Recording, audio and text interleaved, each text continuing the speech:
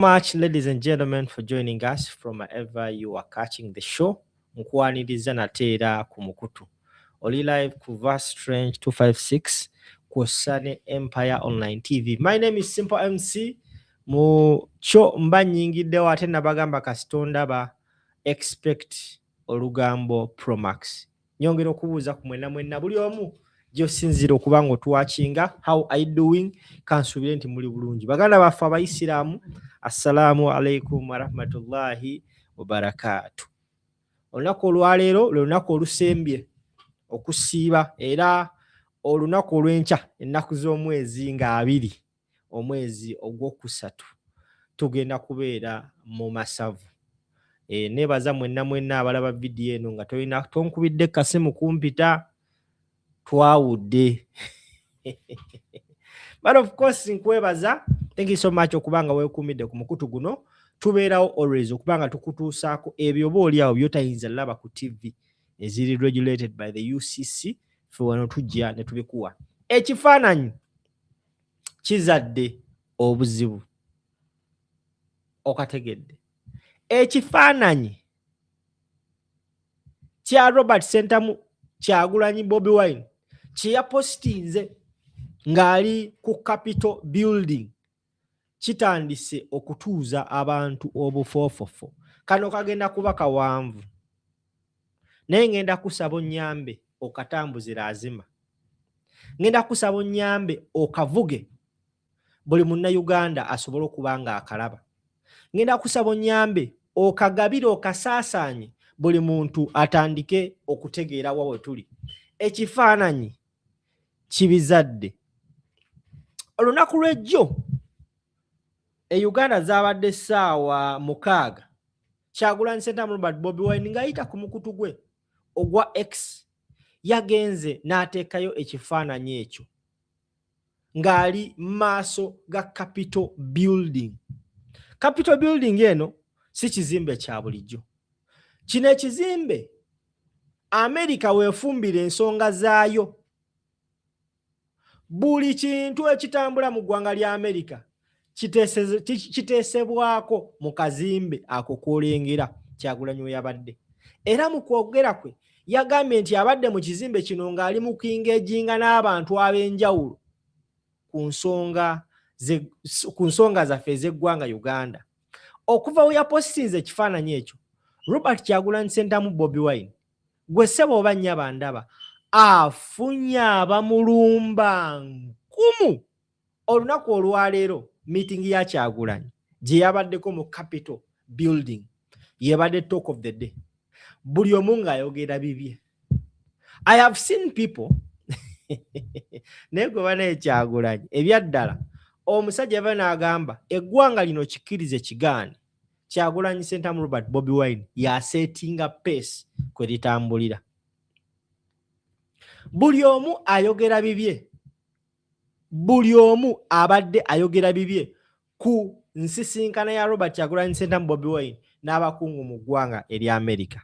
Era gwandaba wabanga Kyagulanyi avudde ku Capitol Building we yabadde. Capitol Building eyo gy'olengera eri Kinnyana Mpindi ne White House, amaka ga President wa Amerika right now ye Donald Trump. Era mu mawulire genfuna bannayuganda bawangalya mu Washington DC bateeseteese demonstration njasabiggu egenda okubeera ku White House ne Embassy ya Uganda. Kati wano nno njagala owulire Kyagulanyi Ssentamu lwatuuse mu Amerika yatuukidde mu Washington DC. Era mu Washington DC we yatuuseeyo n'agenda mu different engagements mu kizimbe ekyo.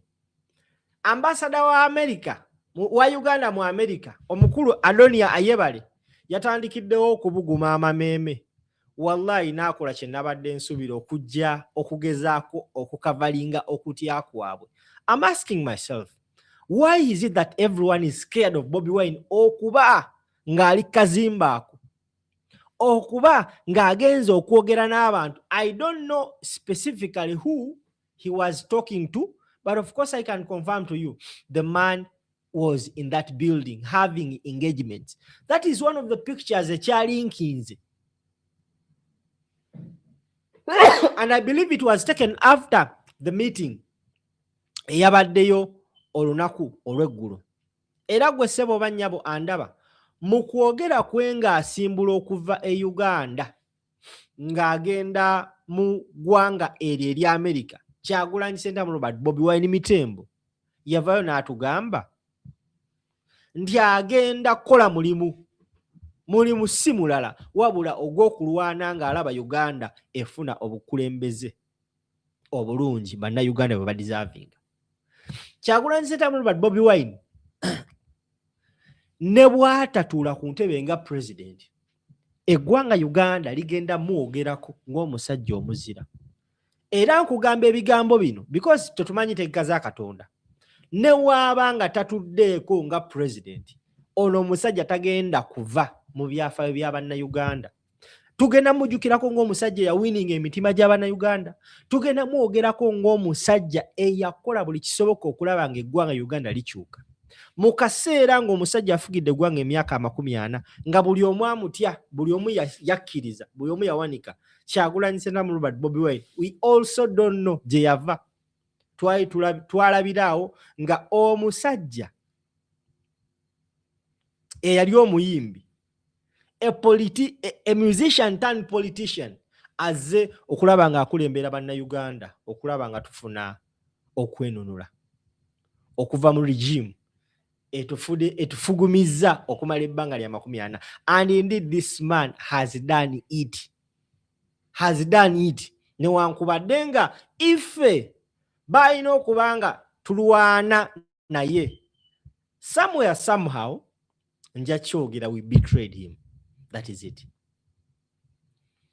Wenjagala otuule wansi ku ssimu yo otunuulire abantu bonna abali boogera ku nsonga z'eggwanga right now boogera kuki. Njagala otuule wansi otandike okubalabalamu ever since we watandika okugoberera ebyobufuzi ani yali avuganya Museveni era ali luddawa, era ogeraageranya amaanyi go yali avuganya Museveni then n'agaliwo right now, otandike oweyinga ombulire ani asinze otteeka omusajja ku pressure. It is mweno reign ya Kyagulanyi Ssentamu Robert Bobi Wine munnayuganda nga nze lwentegedde nti mu parliament tuyina leader of opposition, era oyo leader of opposition yakulira oludda oluvuganya gavumenti. Lwentegedde nti mu parliament speaker yalina deputy speaker, ate nga abo ba speaker baweebwa budget. Obadde okimanyi nti Anita Mo ne Tayebwa babagulira generator buli omu ya million ya 55. Did you know that? Era would you know that singa teyali Kyagulanyi? Kuguno omulembe omusajja lwatandise okudishinga out sente mbawadde mbadde billions 5, mbawadde billions 2 specifically kubeera nga ajja abantu. Imagine bloggers being given money. Imagine.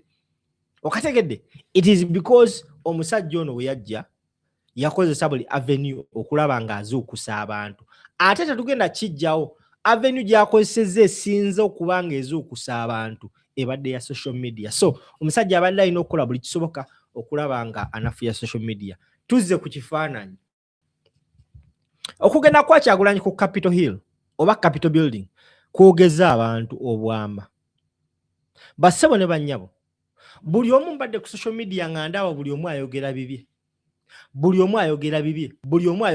naye nga they are missing out the reason as to why Robert Kyagulanyi went to the US, went to Washington and went to the Capitol Building.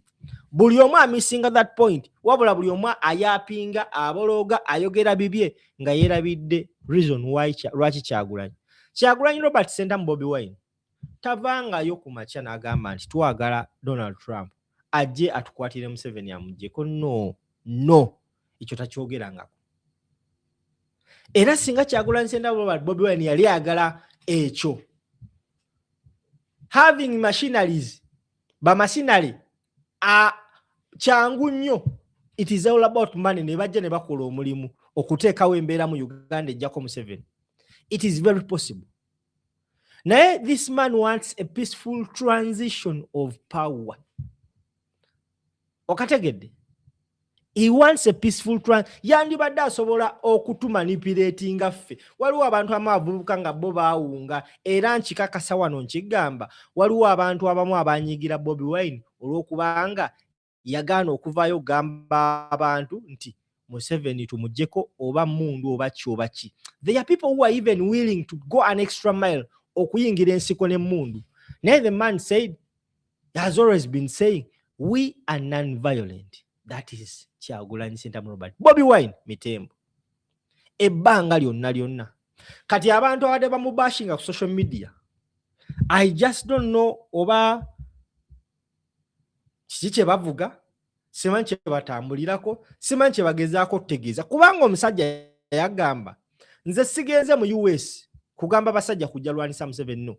Nze ngenze kugamba abasajja mulekeraawo okusupportinga omusajja ono muwa ssente. Because sente ze mumuwa zakozesa okwongera okuoppressinga bannayuganda. Okategedde? Okategedde obanka kudirima mpita kali lugambo Promax. Simple MC encha yidi. Tusiibyo olunaku olusembayo encha yidi oli ku kimeeza kivuge. Vuga video kati nkubuulire. Mu bantu bonna abavuddeyo kubanga basabula Kyagulanyi obanga benganga Kyagulanyi ku mikutu gya social media. Ngenda twala omukisa guno okwebaza abatono abavudde ne baganda okukkiriza okusiruwazibwa, because I've seen people I thought nti baali bategeera nti baali bagezi nga mbutuufu their argument on social media on X is bogus. Nengamba ono twamulabanga ategeera. What went wrong? What really went wrong? Ono yali aki? Tubadde tuli awo basebo ne banyawo. Mbadde ndi wano nga bulijjo nga ndi ku byange empoyeemu ndaba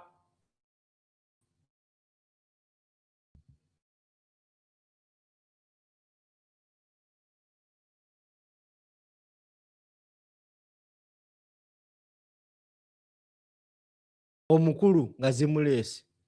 Guess what? Mukulu ki? Edirisa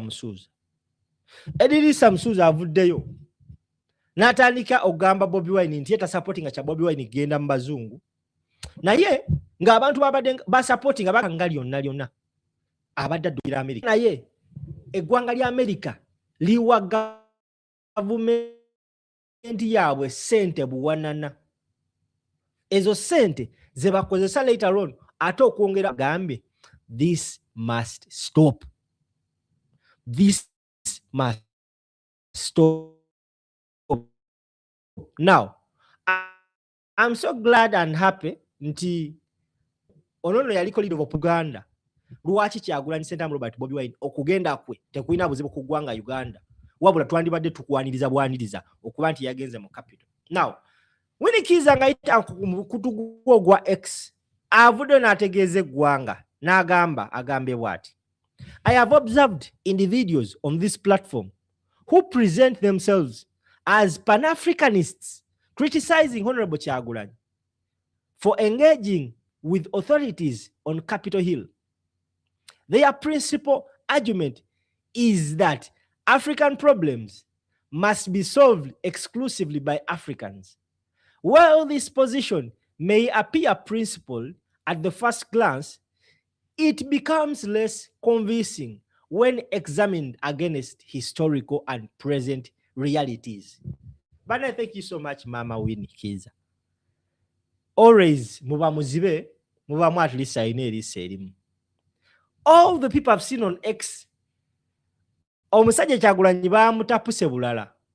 Now, Mama Winnie Kiiza agenze maaso n'agamba nti for several decades, the government of President Museveni has depended significantly on US financial assistance, military operation, and strategic partnership to maintain its authority and sustain its program.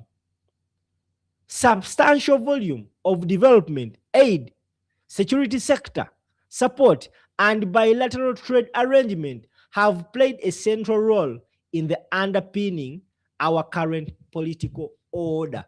Tuli ku post y'omukyala Winnie Kiiza.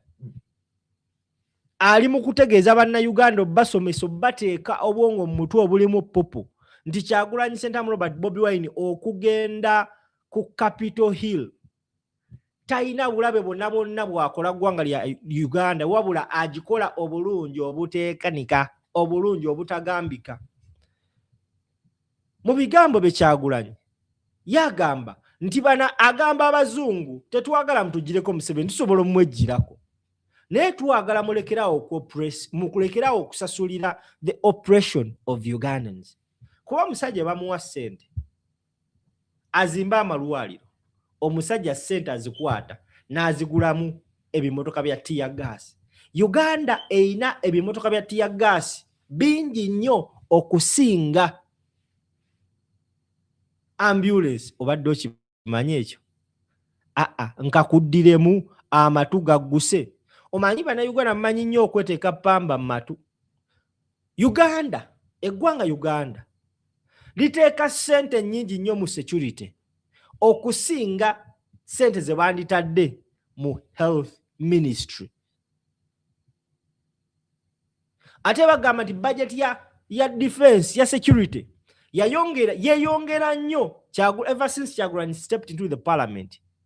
Okuva Kyagulanyi watandika okuvuganya Museveni, budget ya defense bagyongeza because baamanya nti onazze ali mu byaddala. Kyovola essaawa zino omuggo gwe bakuba kati w'otuula n'obuuza ku mutu gwe bakuba ku miggo ku biseera by'abalala b'Abesigye ajja kugamba omuggo gw'akakate gusiiwa. Okategedde. Nsanyuse okulaba Abdul Insanga, thank you so much. Walela Rogers, thank you so much.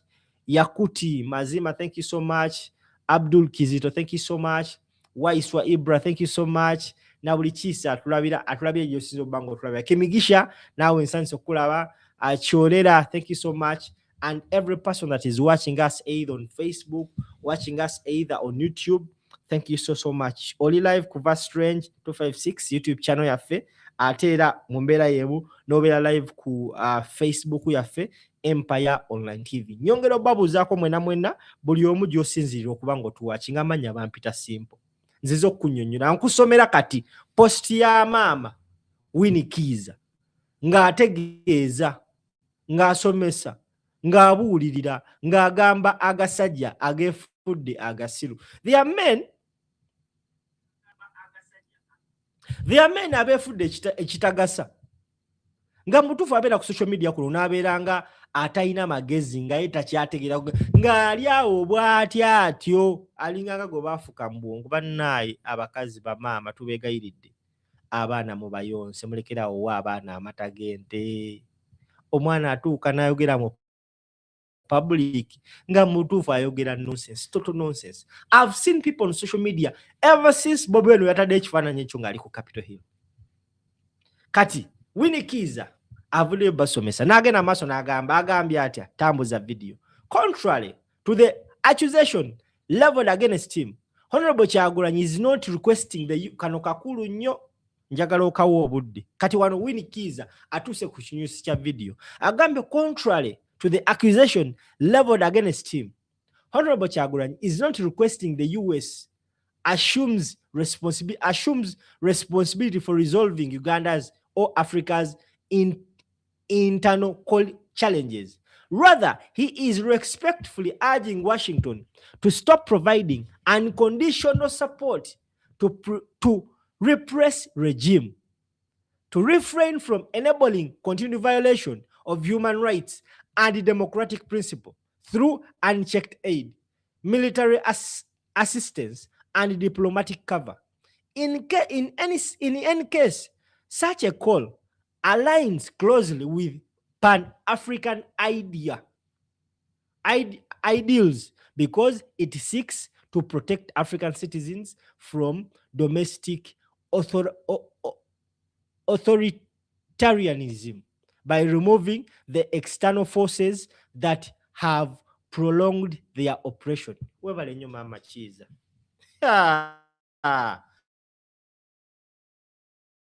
Kano kakulu nnyo. Winnie Kiiza agambye nti accusations abantu nti Kyagulanyi atutte ensonga za Africa mu America yeba ezisolovinga mu kifo ky'yandibadde azisolovinga nga bannayuganda basebo ne bannyawo abasinga ne bakuliza nnyo ekigambo ekimanyikibwa nga Pan-Africanism kibabadde batambuza omanyi nabagamba abasajja bano bali batusuwalirako nnyo nga batambuza ebibozibozi boogera obugambo obutusiruwaza Africanist manya Pan-Africanist manya biki kwegamba I don't know oba nkyogere ntya sometimes mbeerawo omutwe ne gunnuma ne ŋŋamba obutuufu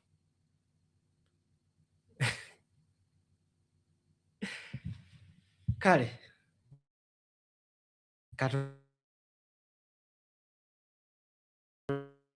nampa obugumu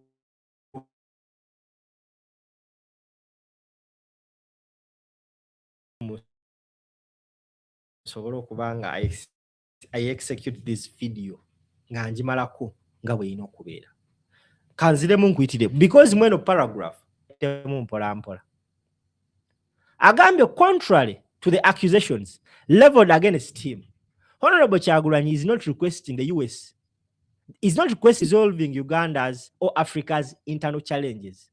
Rather, he is respectfully urging Washington to stop providing unconditional support to repressive regimes, to refrain from enabling continued violation of human rights and democratic principles through unchecked aid, military assistance, and diplomatic cover.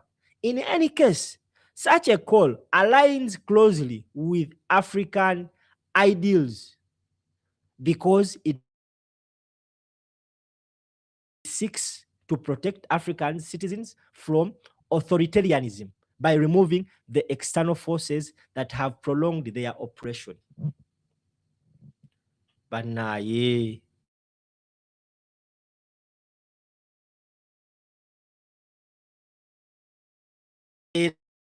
Era gwe omuntu yenna alaba vidiyo eno oyinza okungamba essaawa zino tonnabategeera omukyala Winnie Kiiza kyabadde agamba.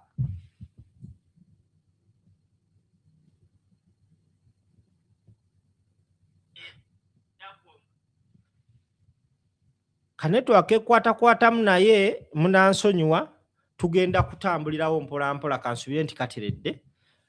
Nkimanyi omanyi netwaka emanyi okwekwatakwatamu nga twogera ku bintu eby'ensonga naye nyongera okukwaniriza gwe andaba nyongera okubuuzaako era ne nkusaba oyongera otambuza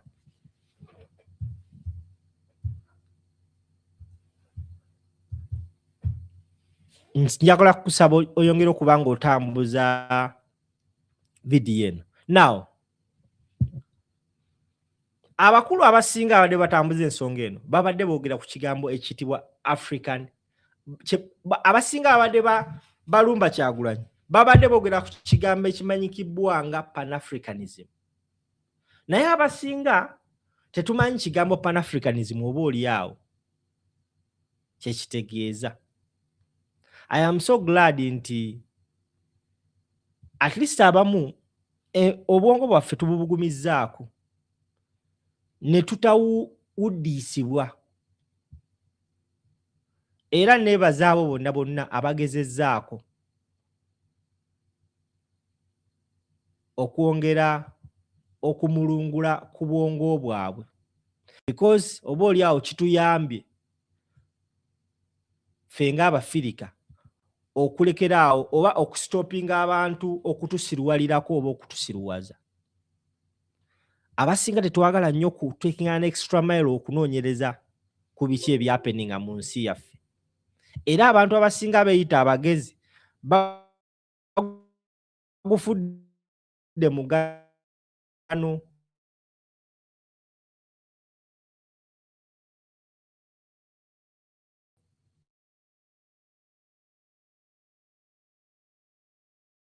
okututegereranga.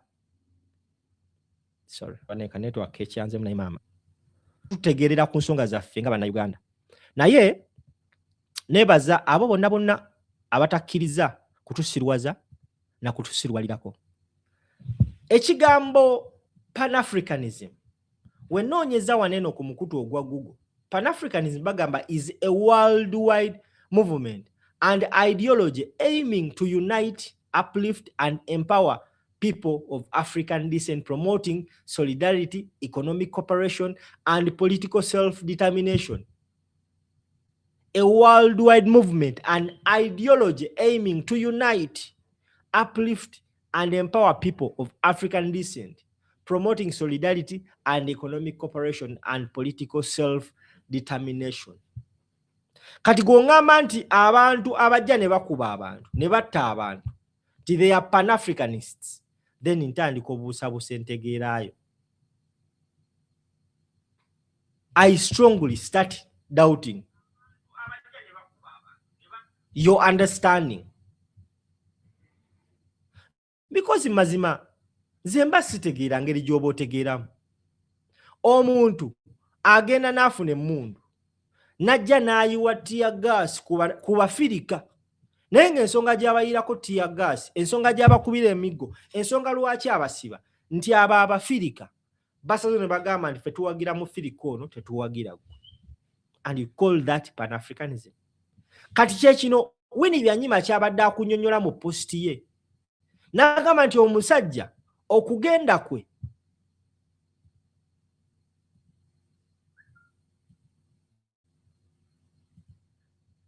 akugambye, contrary to the accusation leveled against him, Honorable Kyagulanyi is not requesting the US. Is not requesting that the US assumes responsibility for resolving Uganda's or Africa's internal challenges. Rather, he is respectfully urging Washington to stop providing unconditional support to repressive regime, to refrain from enabling continued violation of human rights and democratic principles through unchecked aid, military assistance, and diplomatic cover. In any case, such a call aligns closely with Pan-African idea because it seeks to protect African citizens from domestic authoritarian by removing the external force that have prolonged their oppression. Indeed, USA okubanga efaninga Uganda obanga support obanga wa Uganda obuyambi bwe tulowooza nti bwe bakozesa okubonyaabonya Abafirika mu Uganda, mu butuufu Kyagulanyi nga Pan-Africanist akoze omulimu gw'amaanyi okuba nti ageze n'abagamba bannaaye mulekerawo okuwa omusajja ssente. Omusajja akozesa ssente ezo okutyobola eddembe ly'obuntu. Mulekera okuwa omusajja ssente. Omusajja akozesa ssente ezo okugula tear gas n'akuba n'atta abantu. Omusajja akozesa emmundu ze mumuwa okuba abantu live bullets. Ageze maaso n'agamba nti authoritarian governments by their nature prefer that their opposition remains strictly domestic. When dissent is confined within national borders, it is far easier to suppress without attracting meaningful international security or consequences. However, when legitimate grievance, there is a possibility of action which can be in the form of sanctions, suspension, or reduction of foreign aid and diplomatic isolation. This, if realized, can actually impose real costs on those in power. So, the criticism directed at Honorable Kyagulanyi for seeking international solidarity appears less as genuine expressions of Pan-African conviction and more as effort to safeguard the prevailing political and economic arrangement that benefits those presently in power. Genuine commitment to African liberation and self-determination requires consistency if external partnerships are acceptable when they sustain those in government. They cannot reasonably be condemned when employed by citizens seeking accountability and justice. True Pan-Africanism embraces every effective avenue, be it local resistance, regional cooperation, and principled international pressure to ensure dignity, freedom, and accountable governance for African people. Thank you so much, Mama Winnie Kiiza. Nze olulabye post eyo nenfa. Jukira nali nafa dda. Awo nzizeemu buzi nenfa. Abatugoberera buli omu gy'osinziira okuba ng'otuwaakinga. Nkwebaza. Thank you so much for being a part of this family. Era ne nkusaba, don't just watch. Please kindly subscribe, share the video to each and every person. Ate buli omu asobola okuba ng'atambula naffe. Ka network tekanfevalinze. Naye mu mbeera y'emu ngenda kuba ate nga mbeerekereza tujja kukwatagana later on. Nyongera okubaagaliza Idi ennungi basiramu bannange era nsaba Allah abampeere kye musinga okwagala mwenna abasiibye nsaba Allah abasasulemu ekisinga okuba ekirungi era nsaba mwongere okuba ate nga muteeka eggwanga lya mu Uganda mu ssaala. Nebaza mwenna abatusupportinga mukola kyamaanyi. And of course, for those of you who love to support us more, we are so much appreciative. You can as well use that number area once +256 701 316 476 for any support. I'll be so glad banaye. Hey, naffe tetuli bulungi. Yeah. Kikola nga n'ogamba simple. Webale nnyo taking time and make research. Okumanya ebintu n'okubituwa. Bino ebintu nze nice bimanyi naye nange just ntwala obudde. Nengamba kansome ku nsonga eno. Nsobola okujja mbe nga njogerako nga ndi well versed. Sigenda kujja mala gwogera kale buli kyo. Bulaba ensonga ezimu ezigwawo sizoogerako we mbanga siziyinaako clue. Kati so many people have been trying to attack Bobi Wine olw'okuba nti yagenze mu Capitol building okukola engagements n'abantu. Naye ng'ensonga gy'agamba bano abasajja mulekeraawo okubawa support. Omusajja mumuwe mundu z'akozesa mu campaign okwopressing abantu. Bannayuganda tebalina freedom of expression. Abannayuganda ne bakeera ne balonda mu bungi. Akalulu ne kabbibwa nga n'ensi yonna ekiraba. Even up to now, eggwanga lya America terinavaayo ku accepting nti Museveni yawangula akalulu. Ne tumala akalulu. Ennyumba ya opposition n'ennyumba y'oyo omuntu abadde avuganya Museveni na buli kati nebanga ekyayinako amagye. Naye nga tewali nsonga gye bawa. Juzi bali mu parliament ne babuuza omukulu wa poliisi kano ke Kasembayo Mbate. Lwaki muli wa Kyagulanyi? N'agamba nti tuli okulaba nga tuwa security nga tukuuma abantu baleme yingirira mu nnyumba ye kubba bintu. Namuga n'amubuuza bajjako emabegako mu nnyumba ye nga waliwo ne mukyala we ne bamuharasinga nti mwaliwa. N'agamba nti tuliyo kwewala ekyo kuddamu kubeera. N'ogamba are you serious? Like serious. So ever since Bobi Wine yagenze mu America, abasajja bali ku Bunkenke we simanyi muwendo. Abasajja bali mu kutya okw'ekitalo. Nenga, thank you so much for watching, ladies and gentlemen. We shall link up later on. Nsaba Allah abampeere omusinga okwagala. Mwebale nnyo kuba ate nga mutugoberera. Please never to subscribe, tap the bell and share the video to as many people as you can. Mwebale nnyo. Goodbye.